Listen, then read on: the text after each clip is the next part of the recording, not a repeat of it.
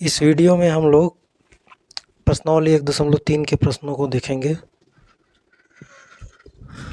पहला प्रश्न है, निम्नलिखित भिन्नों को दशमलव रूप में लिखिए और बताइए कि प्रत्येक का दशमलव प्रसार किस प्रकार का है।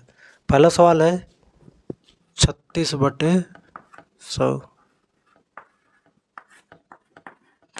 अब इसको क्या करना है, ये भिन्न दिया गया है, इसको आपको दशमलव रूप में लिखना है और बताना है कि ये दशमलव किस प्रकार का है। दशमलव किस प्रकार का है बताने से पहले कुछ चीज़ें जान लीजिए कि दशमलव दो प्रकार के होते हैं। एक होता है शांत दशमलव और दूसरा होता है अशांत दशमलव। शांत दशमलव क्या होता है, जिसमें शेषफल शून्य प्राप्त हो वह हमें शांत दशमलव होता है, ठीक।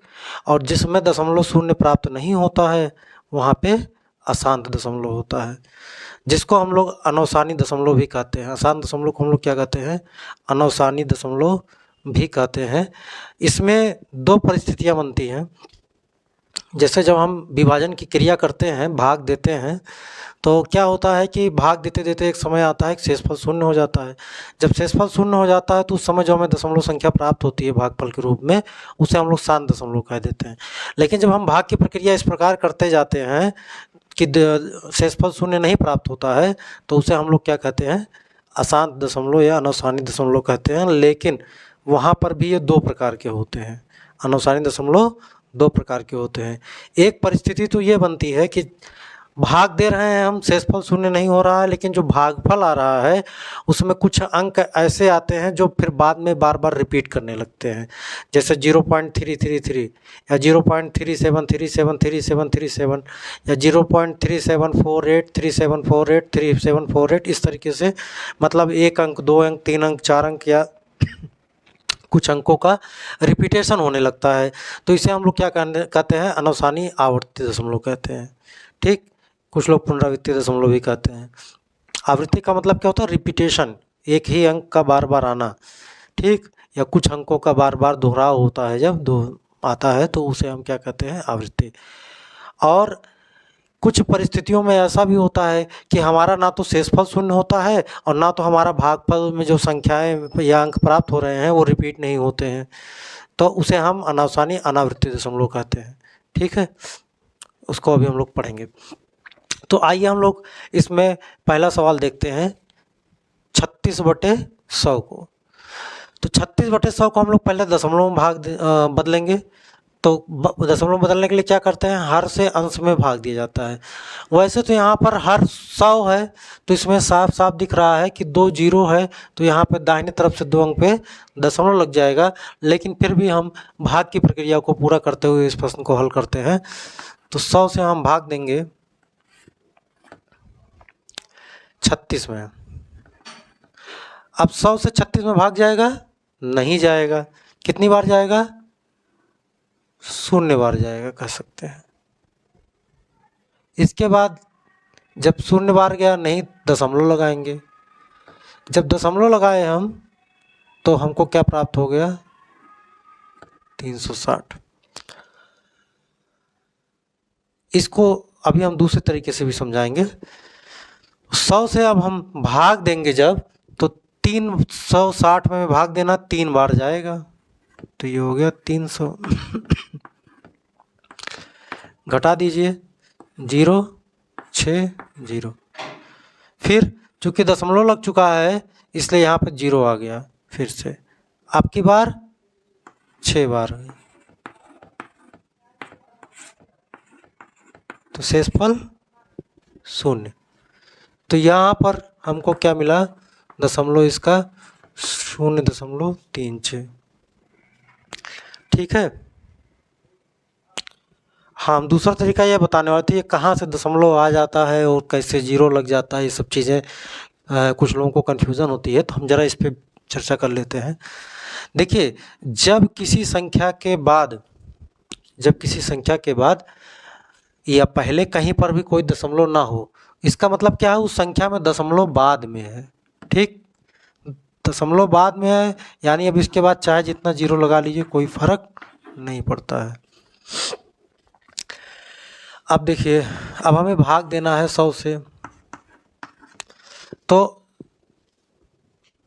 100 से 36 में भाग जाएगा नहीं, क्योंकि 36 ही हमारे पास मतलब पूर्ण संख्या है, दशमलव के रूप में नहीं है। तो 36 में भाग जाएगा नहीं, तो हम लोग एक अंक और लेंगे, तब जा करके भाग जाएगा, जब ये 360 हो जाएगा। तो ध्यान दीजिए, 360 हमें बनाने के लिए हम क्या किए, दशमलव हम क्रॉस कर गए हैं। तो जब हम दशमलव क्रॉस करके भाग देते हैं तो यहाँ हम दशमलव लगा भी लेते हैं। तो 100 से अब भाग देंगे 3 बार जाएगा, ये हो गया 360। घटाएंगे शेष 300, 100 तिहाई 300, घटाएंगे तो ये मिलेगा 60। ठीक है। अब इसके बाद अगला जीरो उतारेंगे, फिर 6 बार भाग जाएगा, 600 हो गया। घटाएंगे, हमें शेषफल क्या मिल गया, 0 मिल गया। ठीक है। अब देखिए, इसको चाहे ऐसे लिखिए, चाहे दशमलव पहले कोई अंक नहीं, 0 लगा लीजिए। ठीक है। तो देखिए दोनों चीज़ें समान रूप से प्राप्त हुई कि नहीं। ठीक, लेकिन हम लोग इतना लिखते नहीं, हम लोग डायरेक्ट जो है भाग कर लेते हैं।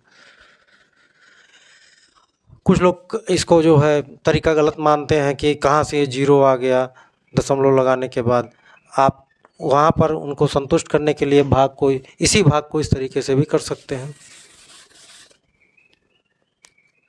जैसे 100 से 36 में भाग दे रहे हैं, तो 36 में भाग दे रहे हैं, पहले 0 बार ले जाते हैं लोग, सॉरी 0 आ गया, घटाए 36 मिला। फिर अब दशमलव लगाए, फिर 0 उतारे, और अब की बार 3 बार ले गए, 300। ठीक, फिर 0 उतारे, 6 बार ले गए, 600। तो इस प्रकार से हमें शेषफल ये प्राप्त हो गया। तो ये तो थी भाग की प्रक्रिया। इसको आप जैसे आपको समझ में आता है भाग, आप उसी प्रकार से हल करिए, तरीका सभी सही है। ठीक है। अब यहाँ पर देखिए, हमें बताना है कि किस प्रकार का दशमलव है। तो हमने बताया था जब शेषफल 0 हो जाता है तो दशमलव कैसा होता है, शांत दशमलव होता है। तो ये किस प्रकार का दशमलव है, शांत दशमलव। आप लोग लिख देंगे कि यह शांत दशमलव है।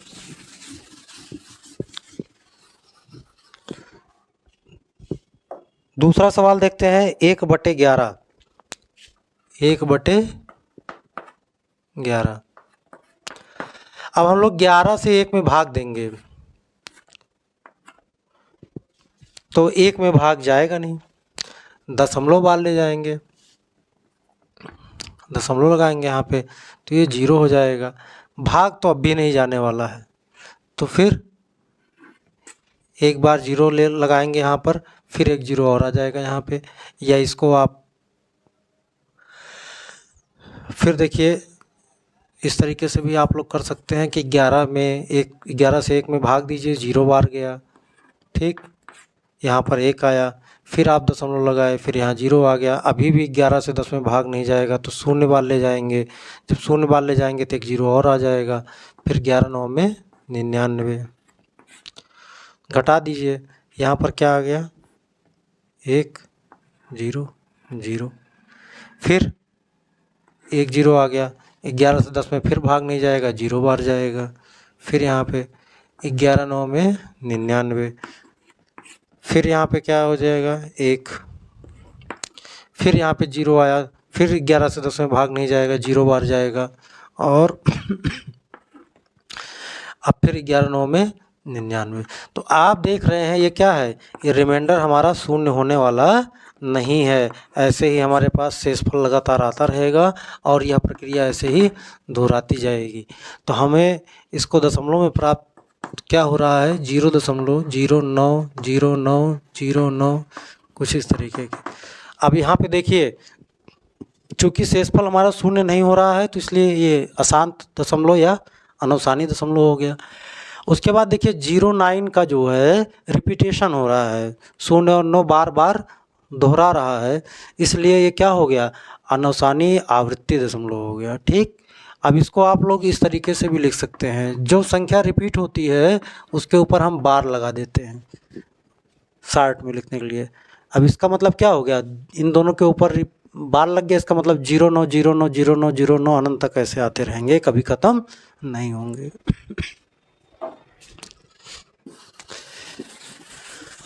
इसके उत्तर में आप लोग लिख दीजिएगा, ये अनवसानी आवृत्ति दशमलव है। ठीक है, इसके बाद तीसरा पार्ट है इसका, 4 सही 1/8। तो 8 चौक 32, 1 33 बटे में 8। अब 8 से 33 में भाग देंगे दशमलव बदलने के लिए, देखते हैं। तो 8 चौक 32, 1 33 0 हो गया। तो दशमलव लगाएंगे क्योंकि अब आगे कोई संख्या है नहीं, जैसे दशमलव लगाएंगे यहाँ 0 आ जाएगा। 8 से 10 में भाग चला जाएगा, 8 1 कम 2 10, फिर 0 आ गया क्योंकि ऑलरेडी दशमलव लगा हुआ है। 8 दूनी 16, 4 20 है ना, फिर 0 आ गया, 8 पंचे 40। अब यहाँ पर देखिए शेषफल क्या प्राप्त हो गया, 0 प्राप्त हो गया। तो जब शेषफल 0 प्राप्त हो गया, इसका मतलब क्या है, ये शांत दशमलव है। तो इसके उत्तर में आप लोग लिख देंगे कि यह एक शांत दशमलव है। ठीक, इसके बाद इसका चौथा पार्ट है 3/13।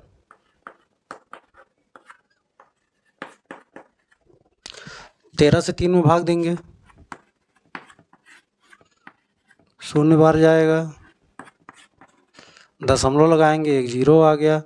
13 दूनी 26, 4 30, फिर 0, 13 तियाँ 39, 1 40, फिर 0 आ गया। अब 13 से 10 में भाग जाएगा नहीं, 0 बार ले जाएंगे। ठीक है, तो यहाँ पे 1 0 और आ जाएगा। तो 13 सते 91, 10 में से 1 गए 9 और 0 0, फिर 13 से भाग दीजिए, 13 छक 78, 10 में से 8 गए 2 और 8 में से 7 गए 1, फिर 0 आ गया। 13 9 117, घटा दीजिए, 3 20। अब फिर क्या हो जाएगा, यहाँ पर 0 आ जाएगा। जैसे 0 आएगा ये फिर 2 बार जाएगा। अब देखिए यहाँ से रिपीटेशन स्टार्ट हो गया, ध्यान दीजिए, यहाँ ये वाले स्टेज पे आ गए हम लोग, 2 बार गया था। अब ये ऐसे ही फिर आगे चलता चला जाएगा और इसका शेषफल कभी 0 नहीं आएगा। ठीक है, ये फिर आगे आपको 7 6 9 कुछ इस तरीके की संख्या भागफल में प्राप्त होगी, ये रिपीट होता रहेगा। तो इसको जब भाग दिए तो आपको क्या मिला दशमलव प्रसार इसका, 0.230769।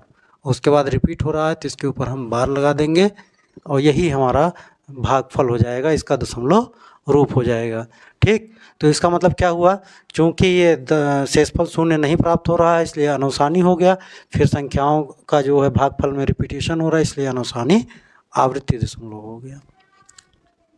ठीक, इसके बाद हम लोग इसका 5वां खंड देखेंगे।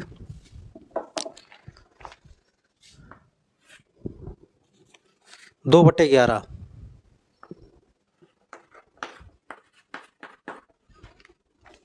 ग्यारह से 2 में भाग देंगे हम लोग,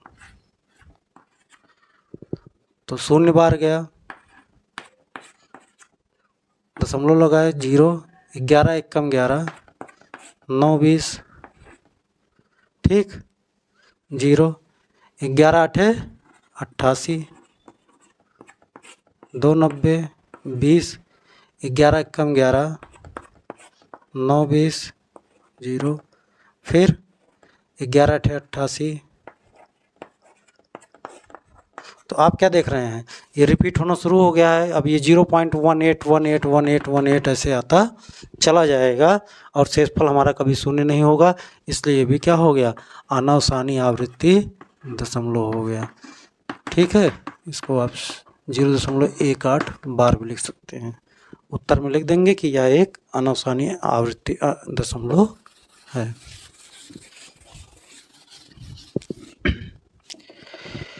इसके बाद है 6वां खंड 329/400। ठीक है, तो हमें 400 से भाग देना है 329 में। तो पहले तो 329 400 छोटा है, इसलिए क्या हो जाएगा, 0 बार जाएगा। अब यहाँ पर दशमलव लगाएंगे, जैसे ही दशमलव लगाएंगे एक 0 आ जाएगा। अब हम 4 इधर 2 अंक छोड़ेंगे, इधर 2 अंक छोड़ेंगे, और 4 से 32 में पहाड़ा पढ़ लीजिए। 8 बार जा रहा है, 4 8 32। तो अब 8 से इसमें गुणा करेंगे तो 8 0 0, फिर 8 0 0 और 8 चौक 32। घटा दीजिए, शेषफल आपको यहाँ पे 90 प्राप्त हुआ। फिर उसके बाद 0 लगाएंगे। अब हमें 4 से 9 में भाग देना है, 2 अंक दोनों में छोड़ दीजिए, तो 2 बार जाएगा। 4 दूनी 800। घटा दीजिए, शेषफल 100 प्राप्त हुआ। इस बार एक 0 और आएगा तो ये 1000 हो जाएगा, और इसमें भाग देंगे तो 4 से 10 में भाग दिया जाएगा 2 अंक छोड़ने पर। तो 4 दूनी 8, यानी 800 आ जाएगा। यहाँ पे 0 0, 10 में से 8 गए 2, फिर एक 0 और आ गया। अब की बार 5 बार जाएगा और शेषफल 0 हो जाएगा। 5 0 0, 5 0 0, 5 चौक 20। घटा दीजिए, शेषफल 0 आ गया। इसका मतलब आप उत्तर में लिख सकते हैं कि यह एक शांत दशमलव है। अच्छा, शांत दशमलव और अशांत दशमलव की एक पहचान और है।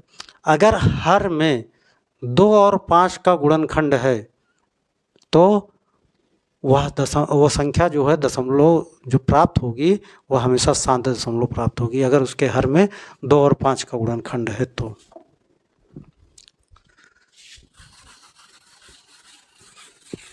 इसके बाद हम लोग दूसरा प्रश्न देखेंगे।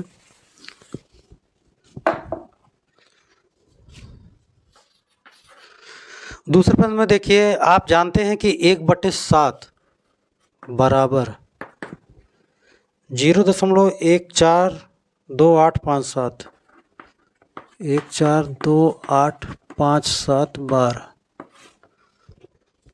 है। क्या बिना दीर्घ विभाजन किए आप बता सकते हैं कि 2/7, 3/7,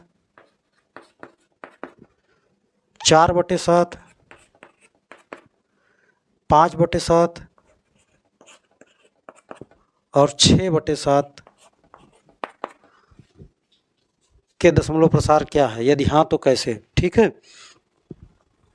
देखिए इस प्रश्न में जो है बताया गया है आप लोगों को कि अगर 1/7 का प्रसार इतना है, 1/7 का प्रसार इतना है, तो बिना भाग किए सिर्फ इसके आधार पर आप बताइए 2/7, 3/7, 4/7, 5/7, 6/7 का मान क्या होगा। तो देखिए बहुत आसान है ये। अगर आप इसको ध्यान से देखिए तो 2/7 क्या है, इसी 1/7 का 2 गुना है, मतलब ये 2 गुणे 1/7 है। ठीक है, 1/7 का 2 गुना, 2 से गुणा करिए, 2 1 कम 2 बटे में 7, 2/7 हो गया, यानी ये 1/7 का 2 गुना है। इसी प्रकार से 3/7 क्या है, 1/7 का 3 गुना है। 4/7 क्या है, 1/7 का 4 गुना है। 5/7 क्या है, 1/7 का 5 गुना है। और 6/7 क्या है, 1/7 का 6 गुना है। ठीक, अब देखिए करना क्या है, इसका मान निकालना है हमें दशमलव के रूप में बिना भाग किए। तो यहाँ पर क्या करेंगे, 1/7 का मान रख देंगे जो कि हमें दिया गया है। तो 1/7 का मान रखेंगे तो 0.142857 प्राप्त हो जाएगा।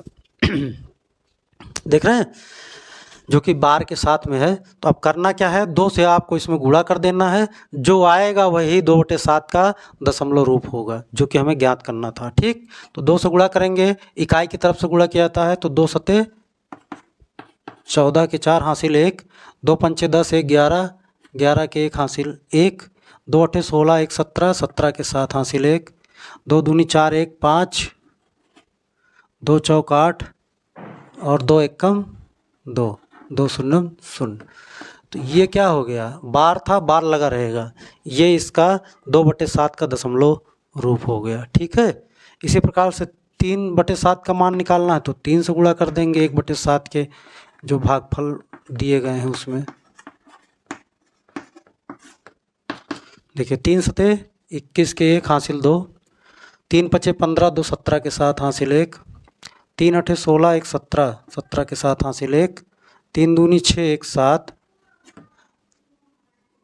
3 चौक 12 के 2 हासिल 1, 3 एकम 3 1 4 और 3 शून्य 0। तो अब इसके ऊपर बार लगा दीजिए। तो ये क्या हो गया, ये 3/7 का दशमलव रूप हो गया। इसी प्रकार से 4/7 और 5/7 और 6/7 का मान आपको दशमलव रूप में निकालना है। करना कुछ नहीं है, 1/7 का मान यहाँ से रख देना है और गुणा कर लेना है 4 से 5 से 6 से। तो इस प्रकार से आपको 4/7, 5/7 और 6/7 का मान निकाल करके आपको कमेंट में बताना है कि इसका उत्तर क्या आएगा। इसके बाद तीसरा प्रश्न देखते हैं हम लोग।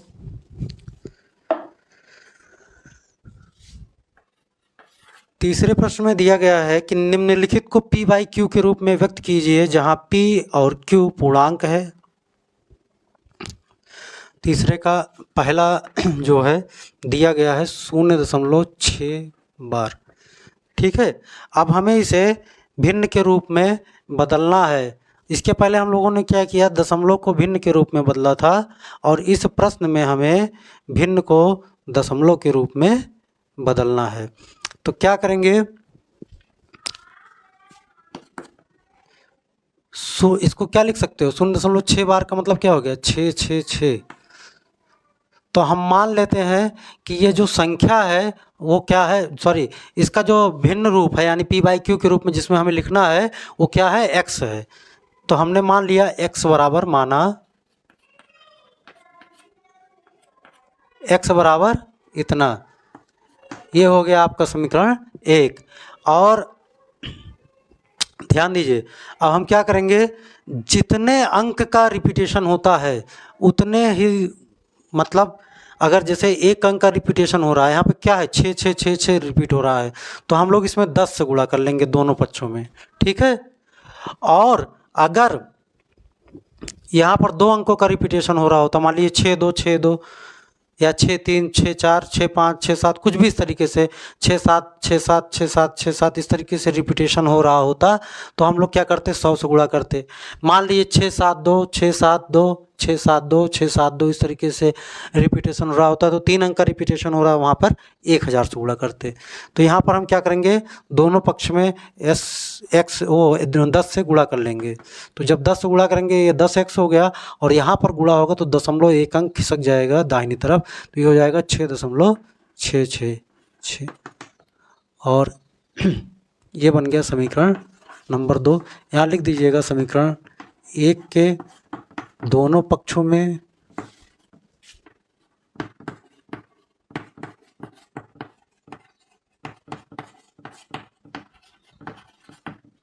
दस से गुणा करने पर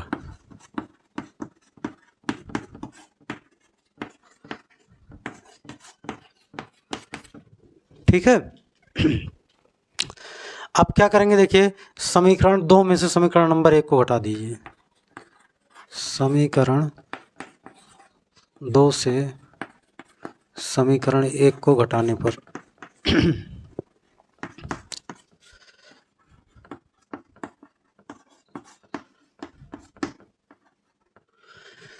तो देखिए 10x में से 1x घट जाएगा तो ये क्या हो जाएगा, 9x हो जाएगा। और इसमें से इसको घटाएंगे, देखिए ये वाला टर्म 0 हो जाएगा। देखिए इसको इसके नीचे लिखेंगे, 6 में से 666 में से समझ 666, आगे भी 6 6 होगा दोनों में ना, क्योंकि डाट डाट लगा हुआ है। तो जितने भी 6 होंगे वो सब मिला करके 0 हो जाएंगे और अंत में यहाँ पर क्या मिलेगा, 6 में से 0 घट के हमें 6 मिल जाएगा। तो यहाँ से x बराबर क्या मिला, 6/9। यहाँ 9 इसके साथ गुणे में था, यहाँ बटे में चला गया, भाग में। अब इसको काट दीजिए, 3 दूनी 6, 3 त्रिक 9, तो x का क्या मान मिल गया 2/3। यानी कि 0.6 बार को अगर हमें p/q के रूप में लिखना है तो कैसे लिखेंगे, 2/3 के रूप में लिखेंगे। यही आपका उत्तर हो गया। इसी प्रकार से इसका सेकंड पार्ट देखते हैं हम लोग। अभी हमें फिर यही लिखना पड़ेगा, इसलिए हम समय बचाने के लिए जो है 0.47 बार है इस बार। देखिए यहाँ पर 2 अंक आ गया। अब 2 अंक आ गया तो हम लोग क्या करेंगे, हम x बराबर मान लेते हैं 0.4747।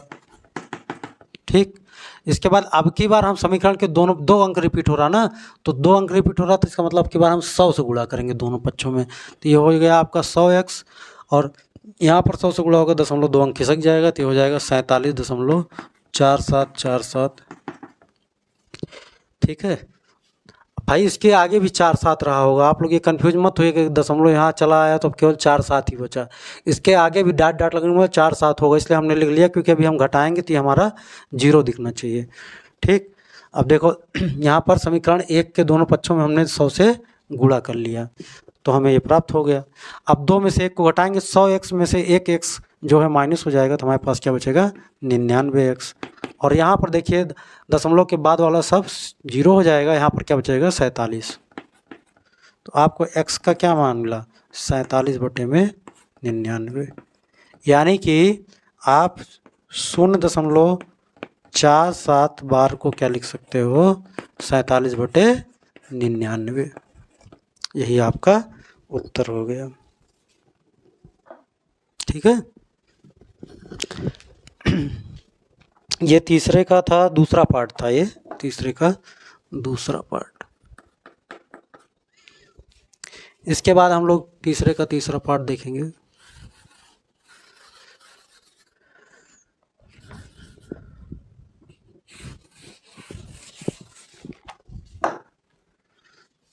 तीसरा पार्ट है 0.001 बार। ठीक है, तो यहाँ पर हम लोग x बराबर मान लेते हैं, माना x इज इक्वल टू 0.001001000, इस तरीके से ये रिपीट होगा। ठीक, तो यहाँ पे 3 अंक है, अब की बार हम लोग 1000 से गुणा करेंगे, दोनों पक्ष में 1000 से गुणा कर देंगे। 1000 से गुणा होगा तो 0.3 अंक खसक जाएगा, तो ये हो जाएगा 1.001001001। ठीक, अब देखिए घटाएंगे जब, तो यहाँ पे हो जाएगा 999x। इसको घटाएंगे तो दशमलव बाद वाला जितना सब 0 हो जाएगा, क्या बचेगा 1। तो x का मान क्या मिला 1/999। इसका मतलब क्या हो गया कि 0.001 बार को हम p/q के रूप में अगर लिखना होगा तो कैसे लिखेंगे 1/999 के रूप में लिखेंगे। इसके बाद इसका सवाल नंबर 4।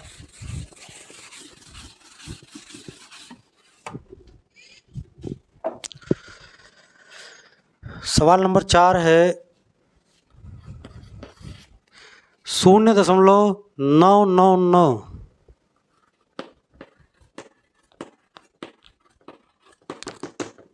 को p/q के रूप में व्यक्त कीजिए। इसको किस रूप में व्यक्त करना है, p/q के रूप में व्यक्त कीजिए। क्या आप अपने उत्तर से आश्चर्यचकित हैं? अपने अध्यापक और कक्षा के सहयोगियों के साथ उत्तर की सार्थकता पर चर्चा कीजिए। ठीक है, देखते हैं इस प्रश्न को। सबसे पहले हम लोग इसको p/q के रूप में बदलते हैं। तो p/q के रूप में जैसे हमने पिछले प्रश्न में बदला था वैसे ही इसमें बदलेंगे। माना 0. x बराबर 0.99, इसको हमने मान लिया समीकरण नंबर 1। अब समीकरण 1 के दोनों पक्षों में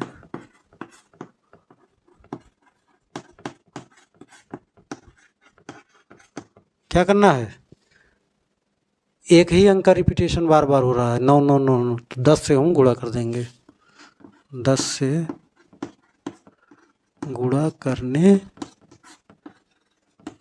पर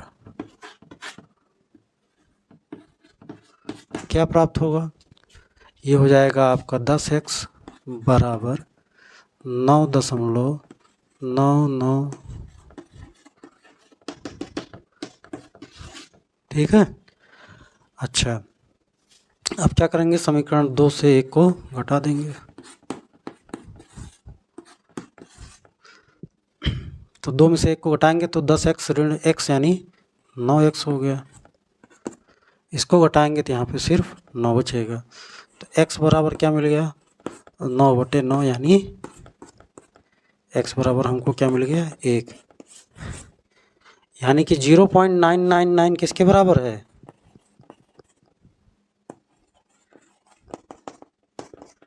1 के बराबर है। अब इसमें आगे कहा है आपसे कि क्या आप इसके उत्तर से आश्चर्यचकित हैं। देखिए ये कहाँ इस रूप में दिख रहा था, कहाँ ये पूर्णांक संख्या यानी 1 के रूप में आपको प्राप्त हो गया, तो दोनों में अंतर दिख रहा है ना, बहुत अंतर दिख रहा है। तो आश्चर्य की बात ही है, एक दशमलव संख्या थी और वो एक पूर्णांक के रूप में हमें मिल गई है, तो जाहिर सी बात है। लेकिन ऐसा इसलिए है क्योंकि ये संख्या और ये संख्या दोनों बहुत एक दूसरे के निकट हैं, है ना, इनके बीच में कोई और संख्या नहीं लिखी जा सकती है। अगर इसको हमें उदाहरण के द्वारा समझना होगा तो कैसे समझेंगे, देखिए मान लीजिए हमारे पास 1/3 है और 1/3 का जो मान होता है दशमलव में होता है 0.33333। ठीक, अब अगर हम इसके 3 से दोनों पक्षों में गुणा कर देते हैं मान लीजिए, तो अगर 3 से यहाँ पे गुणा हो जाएगा तो ये हो जाएगा 3/3, और यहाँ पर जितने भी 3 होंगे जिसमें भी गुणा होगा 3 त्रिका 9, 3 त्रिका 9, 3 त्रिका 9, 3 त्रिका 9, इस तरीके से 0.9999। ये क्या है, एक प्रकार से समझ लीजिए कि अभी जैसे हमने 1/7 से 2/7, 3/7, 4/7 का मान निकाला था, वैसे ही हम 1/3 के द्वारा 3/3 का मान निकाल लिए, और 3/3 को अगर हम काट दें, 3 एकम 3, 3 एकम 3, तो ये क्या मिल गया, ठीक है। यही इसकी सार्थकता की जांच थी, जो समझने वाली बात थी। ठीक है, इस प्रश्न में बस इतना ही था। इसके बाद चलते हैं अगले प्रश्न पे, 5वां प्रश्न देखते हैं।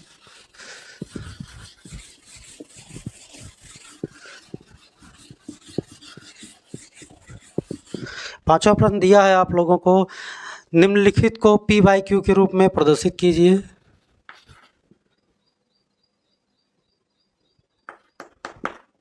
0.25,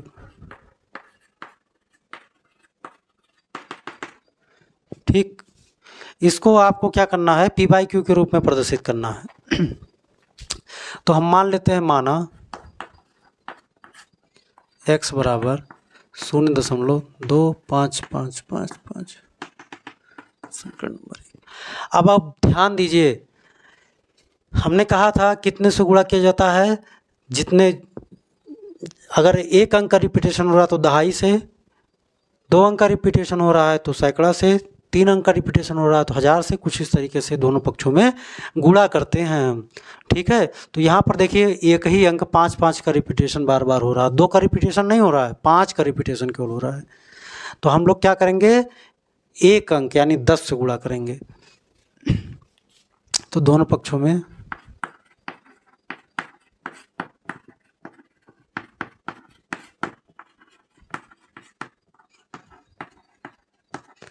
दस से गुणा करने पर, जब हम दोनों पक्षों में 10 से गुणा कर देंगे तो क्या मिल जाएगा, 10x बराबर, ये 0.1 अंक खिसक जाएगा यानी 2.555, कुछ इस तरीके से मिल गया समीकरण नंबर 2। अब समीकरण 2 में से 1 को हटा दीजिए, तो 2 में से 1 को घटाएंगे तो 10x में से 1x घट जाएगा, बचेगा 9x बराबर, इसमें से इसको घटाएंगे तो 2.5 में से 2 घटेगा 3, और बाकी आपका 0 हो जाएगा। ठीक, तो तो 9x बराबर क्या मिल गया आपको, 23/10 मिल गया। ठीक है ना, इसमें 10 से ऊपर नीचे गुणा करेंगे तो ऊपर वाला दशमलव खत्म हो जाएगा और हमें 23/10 प्राप्त हो जाएगा। अब हम क्या करेंगे, 9 को इधर भेज देंगे, x बराबर क्या मिल जाएगा, 23/10 9 90। 9 इसके हर में आएगा तो 10 से गुणा हो जाएगा। तो इस तरीके से आपको x का क्या मान प्राप्त हुआ, 23/, यानी हम इसको p/q के रूप में कैसे लिख सकते हैं, 0.2555 को हम लोग लिख सकते हैं 23/90 के रूप में। ठीक, इसके बाद इसका दूसरा पार्ट देख लेते हैं। यही आपका उत्तर हो गया था।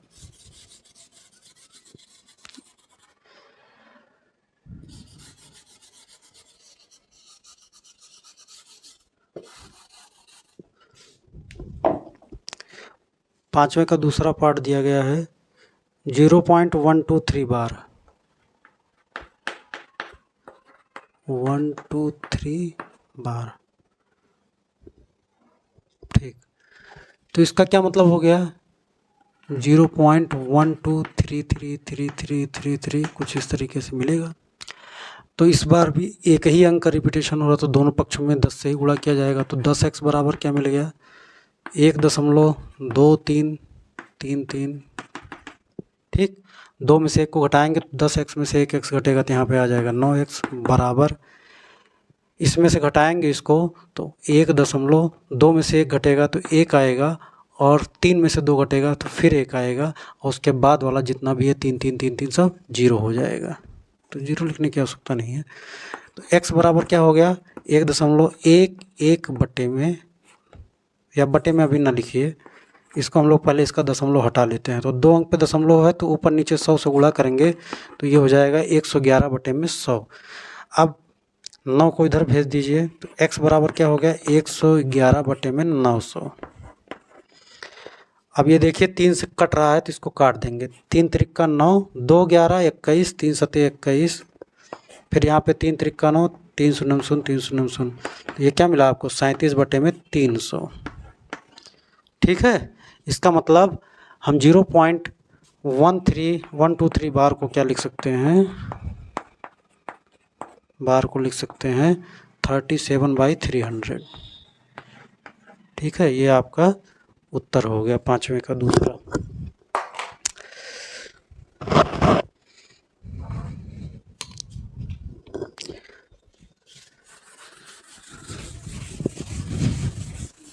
छठवां प्रश्न देखते हैं,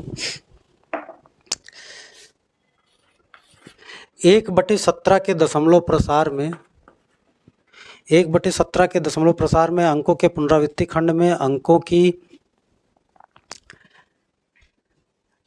अधिकतम संख्या क्या हो सकती है, अपने उत्तर की जांच करने के लिए विभाजन क्रिया कीजिए। ठीक, तो 1/17 में हम देखते हैं कि भागफल क्या प्राप्त होता है, इसको दशमलव रूप में बदलना है। तो 17 से 1 में भाग देंगे तो भाग 0 बार जाएगा, जब 0 बार गया तो यहाँ दशमलव लगाएंगे, 10 हो गया, 10 में भाग जाएगा नहीं, फिर 0 बार जाएगा, 100 हो गया। तो 17 का पहाड़ा 100 में हम लोग पढ़ेंगे इस प्रकार से कि 100 से ज़्यादा ना हो। तो 17 पचे 85, घटा दीजिए, 10 में से 5 गए 5, और 9 में से 8 गए 1, फिर 0 आ गया। ठीक है, अब कितनी बार जाएगा, 17 छक्का 102, 17 सत्ते 100, 8 बार जाएगा। ठीक, 17 अट्ठे 136, तो घटाइए, 10 में से 6 गए 4, और यहाँ पे बचा 4 में से 3 गए 1, 0। फिर हमने यहाँ पर 0 उतार लिया। अब 140 में हमें भाग देना है,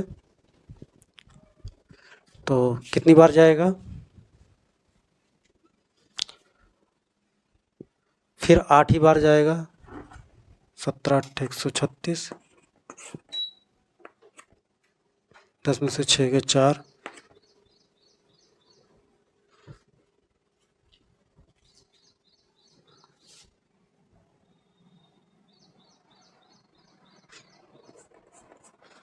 जीरो जीरो 40 हो गया यहाँ पे।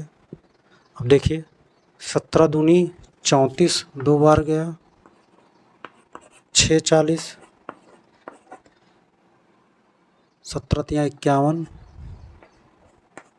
9 60, 90 हो गया। फिर 17 पचे 85,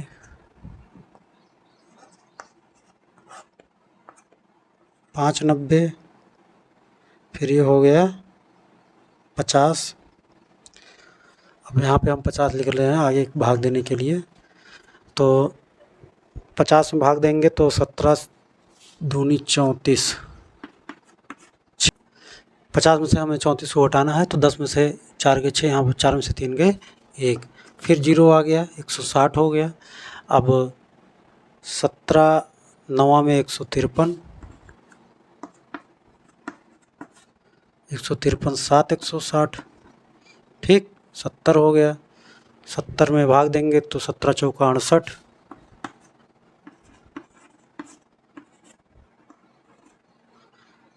20 हो गया। फिर 17 1 कम 17 3 20,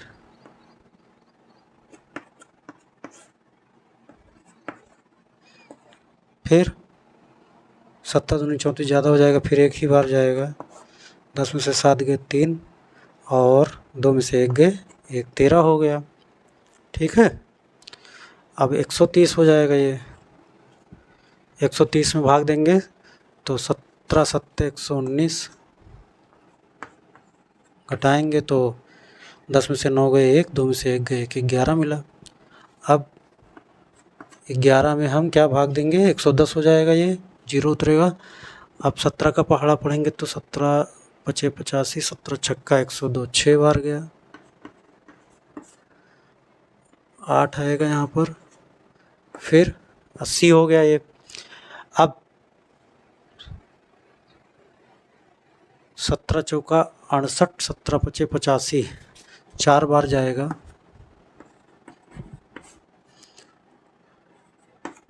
120 हो गया। 17 दूनी 34, 17 तिया 51, 17 छक्का 17 सत्ते 119, 1 20। अब फिर यहाँ पे देखिए 0, अब यहाँ पे 1 आ गया। देखिए जब 1 आया था उसके बाद ही सारी प्रक्रिया स्टार्ट हुई थी, मतलब अब ये आगे रिपीट करने वाला है। जब शेषफल 1 आ गया तब आगे रिपीट कर, इसी के आगे रिपीट करेगा ये। अब ये फिर आगे आपको मिलेगा 0, क्योंकि अब 10 में भाग जाएगा नहीं, शून्य बार ले जाएंगे आप, 100 हो गया, फिर आप भाग देंगे, आगे वही प्रक्रिया चली जाएगी। इसका मतलब ये क्या है, इसमें शेषफल जो आया है 16 अंकों के बाद लगभग रिपीट हो रहा है। 1 2 3 4 5 6 7 8 9 10 11 12 13 14 15 16 अंक के बाद इसका जो है रिपीटेशन स्टार्ट होगा, ठीक है। तो इसका मतलब यहाँ पर आपको क्या मिलेगा, 0.0588235294117 7647 बार, ठीक है।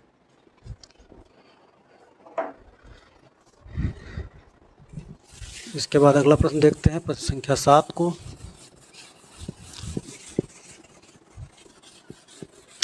भाग थोड़ी लंबी थी।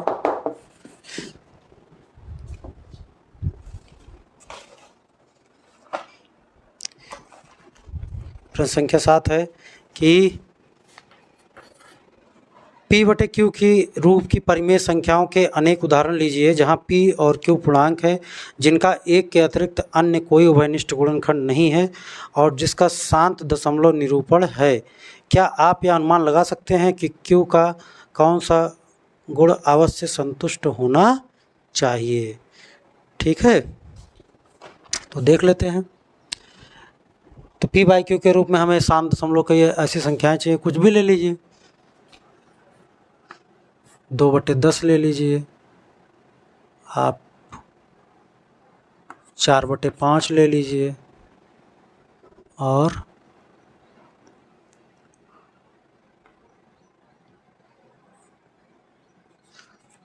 3/20 ले लीजिए।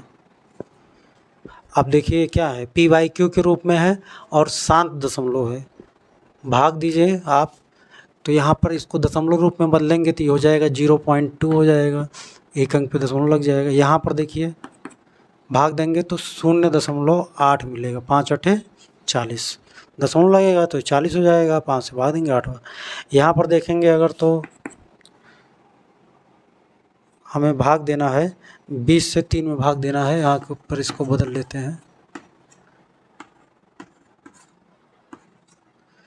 दशमलव लगा 30 हो गया, 20 एकम 20, 10 30 100, 20 पंचे 100। तो यहाँ पर देखिए क्या मिल गया, 0.15। अब इसमें इन्होंने कहा है कि हमें ऐसा शांत दशमलव p/q के रूप में लेना है कुछ उदाहरण जिसका उभयनिष्ठ गुणनखंड 1 के अतिरिक्त कोई ना हो। तो अगर उभयनिष्ठ गुणनखंड देखें तो देखिए 4 और 5 में तो 1 के अतिरिक्त कोई नहीं है, 3 और 20 में 1 के अतिरिक्त कोई नहीं है, लेकिन 2 और 10 में 1 के अतिरिक्त 2 है। तो हम लोग इस उदाहरण को ना लेकर के हम 1/10 ले लेते हैं इसको, तो ये 0.1 हो जाएगा, बस इतना ही होगा। ठीक, या आप 7/10 भी ले सकते थे तो 0.7 हो जाएगा। तो इसमें एक चीज़ आपको कॉमन दिख रही होगी, इसमें पूछा है कि Q के जो है कौन सा गुण अवश्य संतुष्ट करना चाहिए शांत दशमलव के लिए Q का। तो Q आपका कौन है, यही हर वाला Q होता है। ठीक, तो इसमें क्या देख रहे हैं आप, ये देखिए 2 × 5 है। ठीक, ये 5 है और ये 2 × 2 × 5 है। तो यानी जो Q का मान होगा वो हमेशा 2 और 5 के, जो इनका Q का अभाज्य गुणनखंड होगा वो 2 और 5 के रूप में होगा। ठीक है, तभी वह भिन्न जो है शांत होगी, नहीं तो नहीं होगी।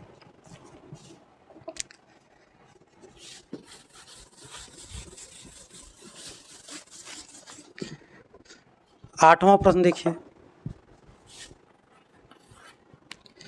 ऐसी 3 संख्याएं लिखिए जिनके दशमलव प्रसार अनवसानी अनावर्ती हों। ठीक है, अनावर्ती का मतलब जिनका रिपीटेशन ना हो रहा हो।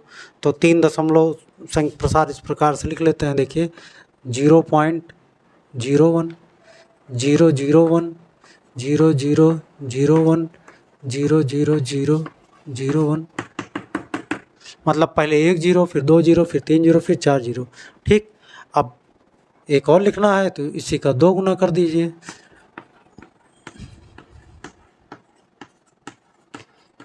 अनावर्ती, देखिए इसमें किसी चीज़ की आवृत्ति नहीं हो रही है, एक निश्चित समय के बाद परिवर्तन हो जा रहा है।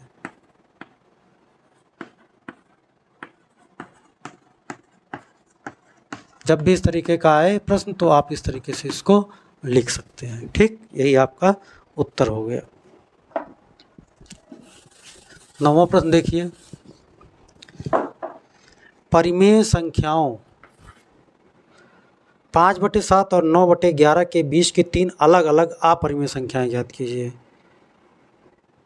5/7 और 9/11 के बीच में आपको तीन अलग अलग अपरिमेय संख्याएं ज्ञात करनी है। तो पहले हम लोग इसको क्या करते हैं, दशमलव में बदल लेते हैं कि 5/7 को और 9/11 को क्या लिखा जा सकता है दशमलव रूप में। ठीक है, तो 7 से जब हम भाग देंगे तो 50 हो जाएगा दशमलव लगने के बाद। तो 7 × 7 = 49, 1 50, 10, 7 एकम 7, 3 10, 30, 7 चौक 28, 2 30, 7 दूनी 14, 6 20, कुछ इस तरीके से ये मान आएगा। और 9/11 का अगर हम निकालते हैं तो 0.11 8 88, 9 88 और 88 और 12 90 होगा। ठीक, 120 हो गया। तो सॉरी 88 और 2 90 होगा, 20 हो जाएगा। तो 20 में हम 11 से भाग देंगे तो 1 बार जाएगा। ठीक है, 11 9 20 90 हो गया फिर, तो इस प्रकार से ये 8 1 आता जाएगा। ठीक, तो यहाँ पर हम देखने के बाद हमको क्या रिजल्ट मिल रहा है कि 5/7 और 9/11 जो है 5/7 0.71 और 9/11 0.81 के समकक्ष है। तो इनके बीच की अगर हमें 3 अपरिमेय संख्याएं ज्ञात करनी है तो इसका मतलब ये है कि हमें जो संख्या प्राप्त करनी है वो इन दोनों के बीच में ज्ञात करने के लिए इसका मतलब इससे ज़्यादा हो और इससे कम हो। तो अपरिमेय संख्या हमें ज्ञात करनी है 3, तो हम लोग क्या कर लेते हैं 0.72 0.72 0.072 0.0072 और दूसरी परिमेय संख्या क्या हो जाएगी 0.73 0.73 0.073 0.0 और इसी प्रकार से 0.74 0.74 0.074 0.0 इस तरीके से। अभी हमने बताया था इसके पहले वाले में कि कैसे अनावसानी अनावृत्ति दशमलव को लिखते हैं, तो वो यही तरीका होता है और ये प्रकार की अपरिमेय संख्या होती है। ठीक, इसके बाद इसका अंतिम प्रश्न है 10वां।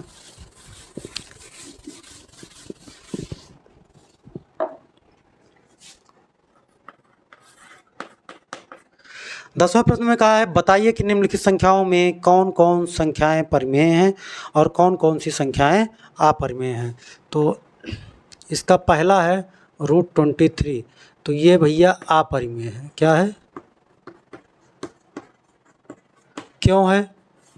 क्योंकि 23 क्या है, पूर्ण वर्ग संख्या नहीं है, इसका वर्गमूल नहीं निकलेगा पूरा, तो ये क्या हो गई अपरिमेय संख्या। वैसे भी अभाज्य संख्या का वर्गमूल हमेशा एक अपरिमेय संख्या होती है, 23 एक अभाज्य संख्या है। इसके बाद दूसरा है √225। 225 का अगर वर्गमूल निकालते हैं तो 15 आता है और 15 को आप 15/1 यानी p/q के रूप में लिख सकते हैं, इसलिए क्या हो गई एक परिमेय संख्या हो गई। ठीक है, तीसरा पार्ट है इसका 0.3796। ये देखिए एक शांत दशमलव है, इसलिए क्या हो जाएगा परिमेय संख्या हो जाएगी। शांत दशमलव हमेशा कैसा होता है, परिमेय संख्या होता है। इसके बाद चौथा है 0.478478। अब यहाँ पर देखिए 478 478 478 का रिपीटेशन हो रहा है, इसको हम लोग p/q के रूप में लिख सकते हैं। यह अनावसानी आवृत्ति दशमलव है, तो इसको हम लोग p/q के रूप में लिख सकते हैं, इसलिए ये भी क्या हो जाएगा परिमेय संख्या है। इसके बाद इसका पांचवा पार्ट है 1.10 100